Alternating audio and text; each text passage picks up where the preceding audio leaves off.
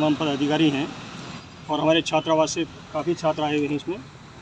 तो इसमें खेदजनक बात यह है कि कल दिनांक 5/6/2024 को समय करीब 2:30 बजे मुझे सूचना प्राप्त हुई कि विकास भवन में स्थित बाबा साहब की जो स्टैचू लगी हुई है, जो कि सरकारी कैंपस है, वहाँ पर किसी अराजक तत्व ने बहुत ही खेदजनक ऐसा कृत्य किया है कि बाबा साहब की स्टैचू पर लाल चुन्नी लगाकर उनके शरीर को पूरा ढक दिया गया और नीचे चूड़ियाँ डाल दी गई और उसके साथ साथ एक धातु से बना हुआ एक माला जिसमें लॉकेट भी था, वो भी बाबा साहब की स्टैचू को पहनाया गया।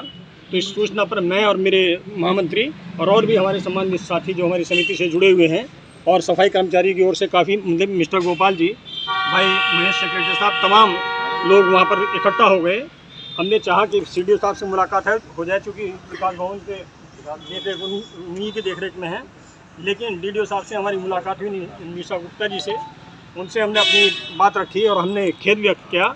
एक BDO साहब भी थे, उनसे भी हमारी गर्मा गर्माई हुई, लेकिन DDO साहब ने ये कहा कि मैं इसको दिखवा रही हूँ। इससे पहले ही जब तक मैं पहुँचा वहाँ, तब तक बाबा साहब की स्टैचू से लाल चुन्नी हटा दी गई थी और जो चूड़ियाँ थी वो भी हटा दी गई थी। तो मेरा कहने का तात्पर्य ये है कि अगर बाबा साहब की स्टैचू के साथ इस तरह छेड़छाड़ की जाएगी, राजनीतिक तत्व उसको नुकसान पहुंचाने का काम करेंगे, तो हम लोग शांति से बैठने वाला नहीं है। इसमें जन आक्रोश है, लोगों ने हमारे तमाम लोग हमारे इकट्ठा होना चाहते थे, लेकिन शॉर्ट नोटिस पर जितने पढ़े लिखे लोगों को हमने बुलाया है वो हमारे साथ आए हैं। मैं इलेक्ट्रॉनिक मीडिया के लोगों का समिति की तरफ से बहुत धन्यवाद अदा करता हूँ, आपको साधुवाद देता हूँ। साथियों, और कोई सवाल अगर आप चाहें तो मैं उसका जवाब देने के लिए तैयार हूँ। क्या मांग करते हैं?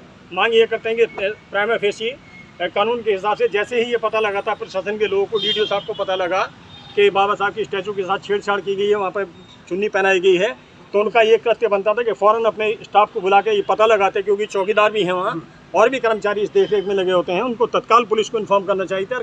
प्राइमा फेसी एक FIR दर्ज करनी चाहिए थी और उसमें इन्वेस्टिगेशन होनी चाहिए थी, ताकि ये पता लगता, क्योंकि CCTV के जरिए तमाम एविडेंस कलेक्ट की जा सकती थी, उस लोगों की एविडेंस भी कलेक्ट हो सकती थी, इलेक्ट्रॉनिक मीडिया की भी एविडेंस कलेक्ट हो सकती थी।